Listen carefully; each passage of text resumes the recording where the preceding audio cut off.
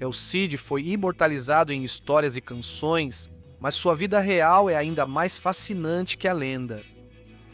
Rodrigo Dias, antes de ser chamado Cid, título árabe que significa Senhor, nasceu por volta de 1043 em Vivar, uma pequena vila ao norte de Burgos. Alfabetizado, foi treinado na juventude para ser cavaleiro e guerreiro. Ele cresceu sob o reinado do rei Fernando I de Leão e Castela, grande conquistador sobre quem já falamos em outro vídeo. Rodrigo veio de uma família de cavaleiros bem posicionada e cresceu ao lado do filho mais velho do rei Fernando, Sancho, a quem era devotado. Quando o próprio Sancho se tornou rei, ele recompensou seu fiel amigo Rodrigo, tornando-o comandante de seu exército. Durante o curto reinado de Sancho, Rodrigo foi um dos homens mais poderosos do reino. Após a morte prematura de Sancho, Rodrigo continuou a servir ao novo rei, o irmão de Sancho, Afonso VI de Leão e Castela. Rodrigo, homem culto, cuidava de questões legais para o rei. Em 1075, Afonso recompensou o Cid com um casamento de prestígio com sua parente Ximena. No fim dos anos 70, Rodrigo parecia realmente em ascensão. Porém, seu status na corte de Afonso estava para mudar drasticamente. Recentemente, Afonso VI tinha planos sérios para Toledo Mouro. Toledo era uma importante fonte de tributo para Leão e Castela, mas vivia sérios tumultos. Facções entre os mouros competiam pelo poder, e Afonso VI teve que intervir pessoalmente para garantir que seu fantoche, Alcadir, permanecesse no trono. O governo de Alcadir era instável e ele controlava pouco os vários bandos mouros guerreiros em seu território. No começo do verão de 1081, bandidos mouros partiram de Toledo, invadiram Castela e saquearam o castelo de Gormas. El Cid respondeu reunindo um exército, atravessando as terras toledanas e devastando o campo. Os historiadores há muito se intrigam com as ações de Rodrigo aqui. Ele sabia que Alcadir nunca ordenaria tal ataque, e um ataque castelhano às terras de Alcadir era constrangedor para o rei de Leão e Castela, que recebia tributo de Toledo por proteção. De qualquer forma, o rei Afonso não podia ignorar essa transgressão e foi obrigado a exilar Rodrigo. Assim, Cid seguiu para o leste da península, onde com o tempo realizou feitos que eternizaram seu nome. O Cid foi exilado em 1081, liderando um pequeno grupo de cavaleiros. Homens que lutaram e treinaram com Rodrigo, tornando-se uma poderosa força de combate. O Cid era um homem de mente aberta, e aprendemos com Ibn Bassam, uma fonte moura hostil, como ele valorizava a literatura. Disse que livros eram estudados em sua presença. Os feitos guerreiros dos antigos heróis da Arábia eram lidos para ele. Quando chegavam à história de Moalab, ele se enchia de alegria e admiração por esse herói. No início, o Cid viajou para a Catalunha cristã, onde o conde de Barcelona recusou sua oferta de serviço. De lá, ele viajou para a Zaragoza Moura, onde foi bem recebido pelo emir Al-Multamin. Al-Multamin sentia-se ameaçado por seu irmão e vizinho Al-Haib, governante de Lérida e Tortosa, que planejava tomar Zaragoza. Assim, Al-Multamin poderia fazer bom uso de um guerreiro distinto no exílio como El Cid. No verão de 1082, Al-Haib fez aliança com o rei Sancho de Aragão e o conde Berenguer Ramon de Barcelona, ambos buscando expandir influência em Zaragoza. Com apoio de aliados cristãos, Al-Haib invadiu o território do irmão. Rodrigo fortaleceu castelos estratégicos e liderou cristãos e mouros em uma defesa eficiente contra os invasores. Os dois exércitos lutaram perto de Tamarite e o Cid obteve vitória notável. Rodrigo chegou a capturar o conde de Barcelona, um prisioneiro de grande prestígio. Cid retornou vitorioso a Zaragoza e foi recebido como herói por Al-Multamin. O conde de Barcelona, respeitado após ser capturado, foi libertado e voltou às suas terras. Cid continuaria servindo Al-Mu'tamin por mais 4 anos. Ele frustrou repetidamente os esforços de Al-Raíb, rei de Aragão, e do conde de Barcelona contra Zaragoza. Em 1084, Rodrigo era uma das figuras mais prestigiadas da corte de Al-Mu'tamin e comandante essencial no exército. Ao servir Zaragoza, Rodrigo ainda podia agir de alguma forma para beneficiar seu antigo senhor, o rei Afonso VI, que há muito recebia tributos de Zaragoza e se considerava seu soberano. Ao impedir Aragão e Barcelona na região, ele protegia Leão. Uma característica interessante do exílio de Cid é que ele manteve lealdade ao rei Afonso, mesmo com o relacionamento conturbado. Em 1085, quando Afonso sitiou Zaragoza, Rodrigo se recusou a ajudar Almodómen na defesa. Em 1085, Afonso VI, rei de Leão e Castela, estava no auge do seu poder. Com Toledo sob seu domínio, seu reino chegava ao centro da Espanha e podia expandir-se ainda mais nas áreas da península, controladas pelos muçulmanos, chamadas Al-Andalus. Os emires que governavam as cidades-estado muçulmanas no sul da Espanha, chamadas taifas, reconheceram sua incapacidade de enfrentar o poder de Afonso e, por isso, apelaram aos almorávidas do norte da África por ajuda. Quem eram os almorávidas? Os almorávidas eram uma seita berbere militarista que seguia rigorosamente os princípios do Islã. O líder deles, Yusuf ibn Takshufin, era severo e enigmático. Diferente dos emires cultos da Espanha que viviam no luxo, Yusuf era um guerreiro rude do deserto. A disciplina pessoal de Yusuf inspirava grande lealdade em seus seguidores. Sob seu comando, os almorávidas conquistaram Marrocos e o oeste da Argélia, dominando assim grande parte do norte da África.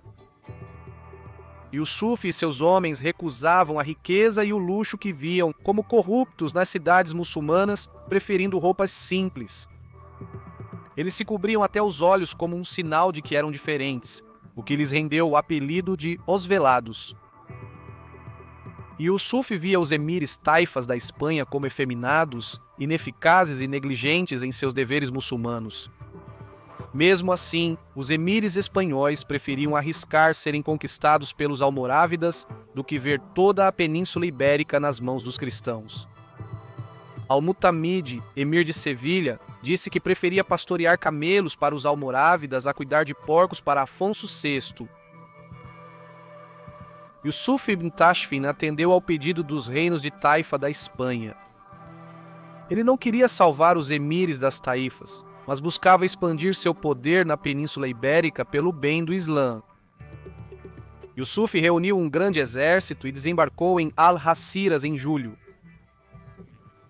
Cerca de um ano após Afonso VI conquistar Toledo, em Sevilha, Yusuf convocou toda a Espanha islâmica a se unir contra Afonso VI. Emires de Sevilha e Granada se uniram ao exército norte-africano. A coalizão muçulmana marchou sobre Badajoz. A principal prioridade de Yusuf era expulsar os cristãos de Toledo.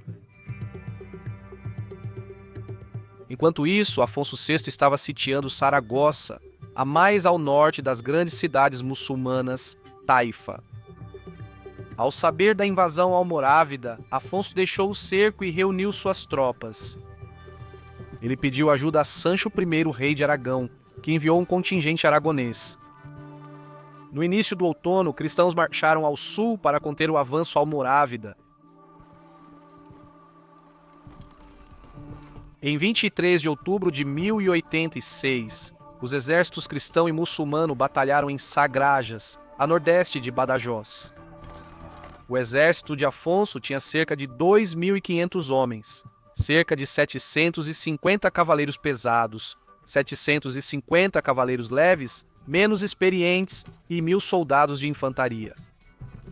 A coalizão muçulmana era 3 vezes maior que as forças cristãs, mas Afonso VI confiava que sua cavalaria pesada romperia o inimigo e garantiria vitória rápida. Inicialmente, as forças cristãs dizimaram a vanguarda muçulmana com uma série de cargas de cavalaria, Yusuf colocou os emires espanhóis na linha de frente e manteve os almorávidas na reserva. Yusuf finalmente reuniu seus homens em formação ao som dos tambores de guerra. A cavalaria cristã, exausta de lutar o dia todo, começou a ser pressionada para trás. Alfonso percebeu que as tropas muçulmanas invadiam seu acampamento e seu exército corria risco de cerco pelo inimigo numericamente superior.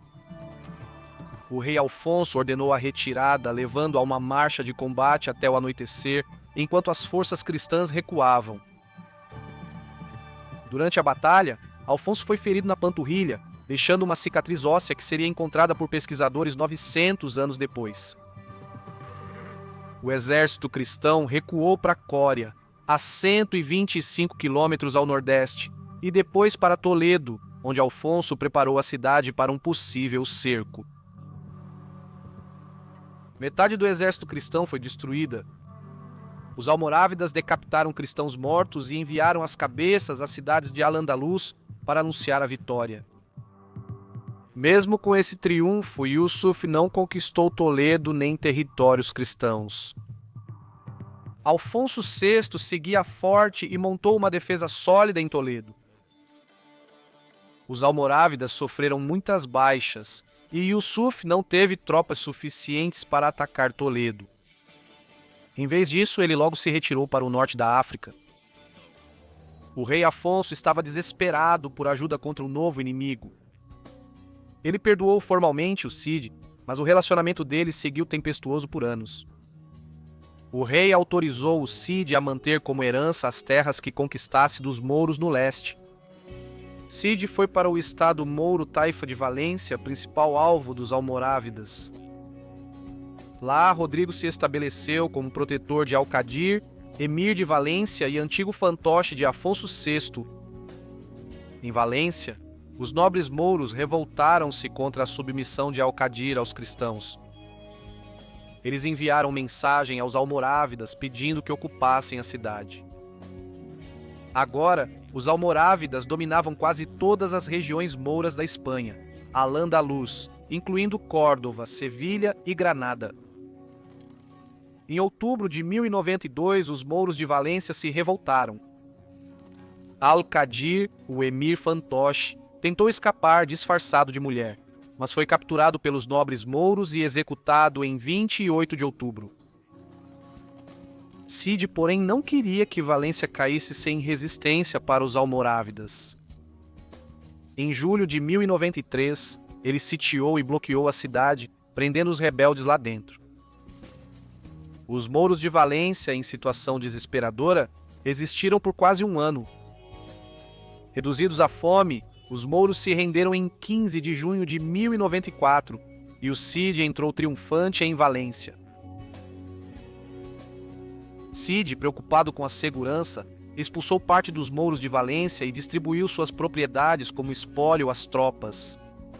Ele os substituiu por moçárabes, cristãos que viviam sob domínio mouro nos subúrbios, que ele considerava mais leais a ele. Os mouros autorizados a ficar em Valência mantiveram sua fé e propriedades, desde que pagassem tributo a El Cid como senhor. Com Dona Ximena e os filhos, El Cid passou a viver no Alcácer, o grande palácio-fortaleza de Valência. Dizem que El Cid subiu com a esposa e filhos à torre mais alta para admirar a cidade que agora governavam. A conquista de Rodrigo foi impressionante. No coração do território mouro, contra todas as probabilidades, ele conquistou um principado independente. A dúvida era quanto tempo El Cid manteria essa posição. A queda de Valência horrorizou o mundo mouro quase tanto quanto a queda de Toledo 9 anos antes. Yusuf ibn Tashfin, líder dos almorávidas, enviou seu sobrinho Muhammad à frente de um exército africano reforçado por andaluzes, com ordem de expulsar El Cid de Valência. Em setembro de 1094, os almorávidas avançaram sobre Valência. El Cid pediu ajuda ao rei Afonso VI de Leão e Castela e ao rei Pedro I de Aragão, mas ambos estavam ocupados e não puderam ajudar de imediato. El Cid e seu pequeno exército estavam sozinhos. E assim Rodrigo reuniu suas forças. Embora estivesse em grande desvantagem numérica, ele começou a procurar uma oportunidade para causar danos ao exército almorávida. Com seus batedores, o Cid identificou uma vulnerabilidade onde os almorávidas eram considerados fortes. O grande tamanho do exército, composto por uma variedade de contingentes, poderia torná-lo difícil de manobrar. Rodrigo e seus homens, que lutavam juntos há anos, conseguiam agir com rapidez e coesão. No começo de outubro, o exército almorávida estava reunido fora de Valência, na planície de Quarte. Por mais de uma semana, o exército almorávida demonstrou força fora das muralhas de Valência, gritando e atirando flechas. Finalmente, Rodrigo executou um plano brilhante. Ele dividiu seu exército em dois e lançou uma força tão ferozmente que os almorávidas se concentraram nela. Enquanto isso, Cid conduziu discretamente sua segunda força por um portão menor de Valência e atacou o acampamento inimigo. Como Rodrigo previu, o grande exército almorávida demorou a reagir à surpresa. Rodrigo e seus cavaleiros causaram terror até o exército almorávida fugir completamente. A vitória foi total. El Cid ocupou o acampamento almorávida, distribuindo seus tesouros entre seus homens. A Batalha de Quarta marcou a primeira derrota dos almorávidas na Península Ibérica. Em novembro de 1096, o rei Pedro I de Aragão conquistou Huesca e pôde unir-se a El Cid contra os almorávidas. Ele e El Cid concordaram em unir seus exércitos e reforçar o castelo fronteiriço ao sul de Benicadal, nas encostas entre Rátiba e Denia. Rodrigo restaurou esse castelo em 1091, pois ele protegia a entrada sul de Valência e era estrategicamente crucial. Enquanto El Cid e o rei Pedro marchavam ao sul com seus exércitos, encontraram tropas almorávidas lideradas por Muhammad ibn Tashfin, sobrinho do rigoroso comandante Yusuf ibn Tashfin. Anos antes, Cid derrotou Muhammad na Batalha de Guarta. Em desvantagem, Cid e o rei abasteceram o castelo e partiram para o leste rumo ao Mediterrâneo, tentando retornar ao território valenciano pelo norte. Mas Muhammad, decidido a interceptá-los, avançou rapidamente com seu exército para se antecipar. Quando Pedro e o Cid chegaram diante de Byron, encontraram as forças almorávidas ocupando o terreno elevado próximo ao mar. Navios almorávidas chegaram pelo porto deles em Almeria. El Cid e o rei de Aragão viram suas tropas encurraladas entre a cavalaria berbere no alto e a costa, onde arqueiros almorávidas os atacavam com flechas. Era uma situação desesperadora, mas o Cid sabia muito bem que a única chance deles era lutar. Ele cavalgou entre suas tropas, fez um discurso inspirador e ordenou que se preparassem para a batalha. A estratégia de Rodrigo era ousada e brilhante. O Cid iniciou seu ataque liderando os cavaleiros cristãos em uma investida repentina diretamente contra o centro almorávida. A manobra foi tão ousada que ninguém esperava. Muhammad observou atônito enquanto a pequena cavalaria cristã avançava sobre seu exército. Mas o ataque de Cid foi feroz, e para o choque de Muhammad, foram seus próprios homens que vacilaram. O centro almorávida se rompeu e a divisão de Muhammad sofreu grandes baixas. Ao meio-dia, os almorávidas já batiam em retirada, com muitos sobreviventes pulando no mar para tentar alcançar seus navios, mas acabavam se afogando. Cid e Pedro conquistaram vitória total, praticamente destruindo o exército de Muhammad. Eles retornaram a Valência carregados de despojos, louvando a Deus por seu triunfo. Desde que haviam derrotado o rei de Castela na Batalha de Sagrajas, os almorávidas haviam sido o inimigo mais perigoso dos reinos cristãos da Espanha. Mais uma vez, El Cid provou que esse inimigo não era invencível, e sua vitória foi muito celebrada. Fatalmente, um dos cavaleiros presentes em Byron era o irmão mais novo do rei Pedro, Afonso, o futuro rei Afonso, o batalhador de Aragão, que um dia conquistaria Saragoça. Sem dúvida, o jovem Afonso aprendeu muito naquele dia com o lendário cavaleiro espanhol Rodrigo Díaz de Vivar, El Cid Campeador. El Cid continuaria governando em Valência até finalmente morrer em 10 de julho de 1099, 5 dias antes de os primeiros cruzados, bem longe na Palestina, conquistarem Jerusalém. Com sua morte, o futuro de Valência ficou incerto, pois seu único filho, Diego, já havia morrido lutando contra os mouros. Ximena, viúva de Rodrigo, era extremamente forte e determinada e assumiu o trono do marido. Em 1101, os almorávidas sitiaram Valência por 7 meses. Ximena pediu ajuda urgente ao rei Afonso VI. Afonso avançou sobre a cidade e os almorávidas recuaram, mas ele concluiu que Valência era distante demais do restante da Espanha cristã para ser defendida por muito tempo. Assim, o rei evacuou os cristãos da cidade antes de incendiar toda ela. Ximena retornou a Castela com o exército de Afonso, levando o corpo do marido para enterrá-lo em sua terra natal. Os almorávidas reocuparam e reconstruíram as ruínas incendiadas de Valência. A cidade ficou sob domínio mouro até ser retomada por Jaime I de Aragão no século XIII. A trajetória de El Cid é uma das aventuras mais marcantes da era medieval. De servo leal ao rei de Leão e Castela, a capitão mercenário do emir de Saragossa, até príncipe de Valência, ele se mostrou um dos militares mais talentosos de sua época. Suas vitórias na Reconquista o tornaram uma das grandes lendas da poesia e canção medieval. El Cid.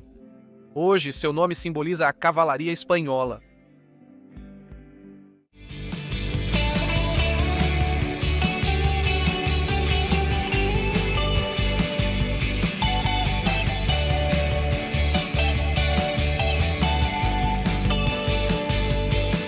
Os dias eram irremediavelmente convincentes, como um trítio, quando uma política da União Europeia faz assassinos para seus animais de estimação. E ela colore os lábios de framboesa pálida. Daqueles dias